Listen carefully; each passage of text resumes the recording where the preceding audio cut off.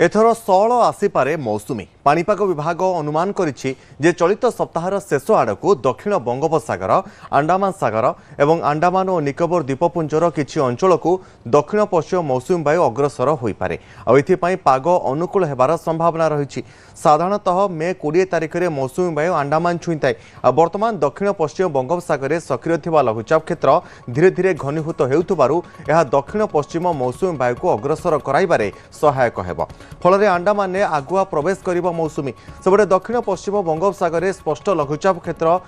सुदृश्य लघुचाप परिणत होइछि आ यह क्रमशः दक्षिण पूर्व और दक्षिण पश्चिम को गति करी तमिलनाडु उपकूल मुहां हेबा आ सेठारु रिकव करी म्यांमार उपकूल अभिमुखे गति करिबो। फल जलीय बाष्प बिना ओडिशा रे एही सप्ताह रे प्रबल गरम अनुभूत हेबार संभावना रहिछि।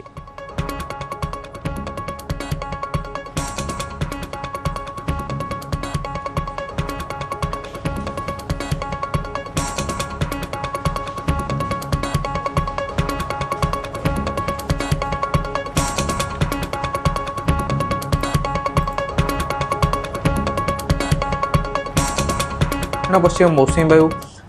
बंगोपसागर और पार्श्ववर्ती अंचल अनसेट करे वर्टिकल विंड चेयर अर्थात आम जोटा कही था ऊपर और निम्न वायुमंडल में जो वायु चलाचल प्रभाव थाए सेटा टिके वृद्धि पाई जाए जोटा कि सिस्टम को बेसी घनीभूत होगा दिए नहीं एवं से समान कंडीशन वर्तमान समस्त जो ग्लोबल मॉडल अच्छा इंडिकेशन कराउछन्ति कि आपनकर दक्षिण पश्चिम मौसुमी वायु पाखापाखि 17-18 बेलू दक्षिण अंडमान और यार पार्श्ववर्ती अंचल में अनसेट करें एवं ता प्रभाव में आपनकर जो रही आम कहीपर ओ अलग अलग अंचल को जमीक आप केरल में